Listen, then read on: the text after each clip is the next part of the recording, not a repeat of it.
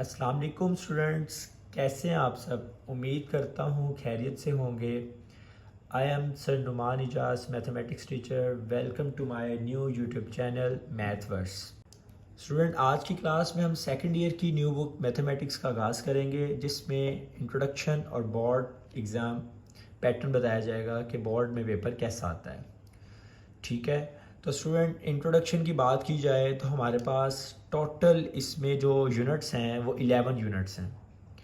पुरानी बुक में 7 थे, इस बुक में उसने 4 यूनिट्स को मज़ीद ऐड कर दिया है और टोटल 11 यूनिट्स हैं। स्टूडेंट्स, फर्स्ट यूनिट जो हमारे पास है वो है graphical representation of functions. Graphical representation of function basically functions को हम ग्राफिकली रिप्रेजेंट करेंगे as chapter number 2 and 3 in first year book. आप लोगों ने 2 चैप्टर और 3 चैप्टर में पढ़ा होगा कि फंक्शंस के डिफरेंट ग्राफ्स होते हैं, हम प्लॉट करते हैं, उसको देखते हैं। तो इसी तरीके से हमने यहाँ पे मज़ीद और फंक्शंस को डिस्कस करना है, ना कि algebraic function, non algebraic function, trigonometric functions and logarithm, exponential function, उनकी एप्लीकेशन। सेकंड चैप्टर बेटा फर्दर डिफ्रेंशिएशन का होगा।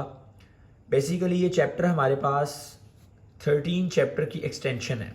ठीक है, अब चैप्टर नंबर 13 बेटा आपने पढ़ लिया है फर्स्ट ईयर की बुक में डिफ्रेंशिएशन, उसी को उसने मज़ीद आगे इस चैप्टर में लेकर चलना है और इसमें मज़ीद हम डिफ्रेंशिएशन डिफरेंट फंक्शंस की देखेंगे।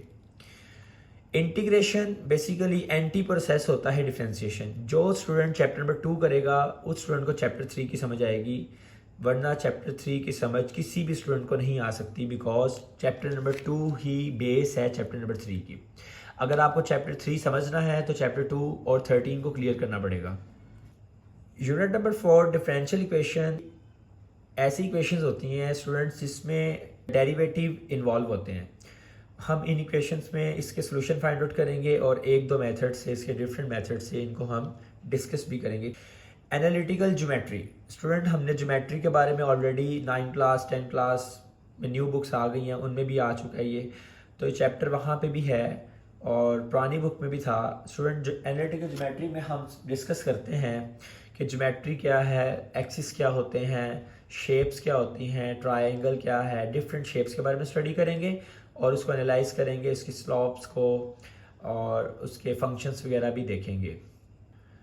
कॉनिक सेक्शन में हम कॉन के सेक्शन करेंगे और डिफरेंट तरह की इक्वेशंस को एनालाइज करेंगे, उनके ग्राफ समझेंगे, उनके फोकस पॉइंट, उनके सेंटर्स, उनके radius and so on.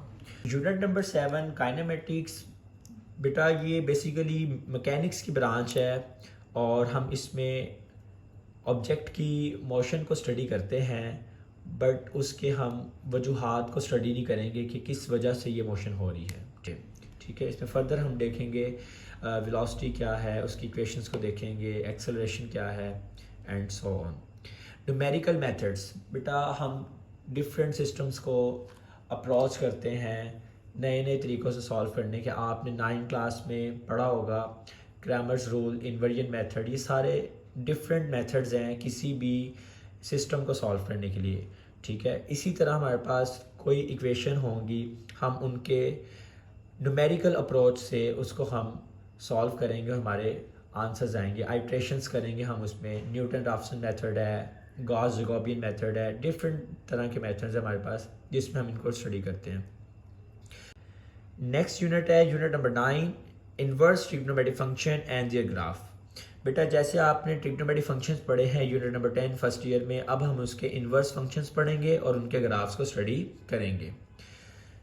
Next unit है unit number 10, solution of trigonometric equations. बेटा trigonometric equations basically chapter number 14 था, लास्ट फर्स्ट ईयर की बुक में, ओल्ड बुक थी, उसने वहाँ से ये चैप्टर यहाँ पे पेस्ट किया हुआ है, सॉल्यूशन ऑफ ट्रिग्नोमेट्रिक इक्वेशंस। तो ट्रिग्नोमेट्रिक इक्वेशंस क्या होंगी? ऐसी इक्वेशन जिसमें ट्रिग्नोमेट्रिक फंक्शंस यूज होंगे।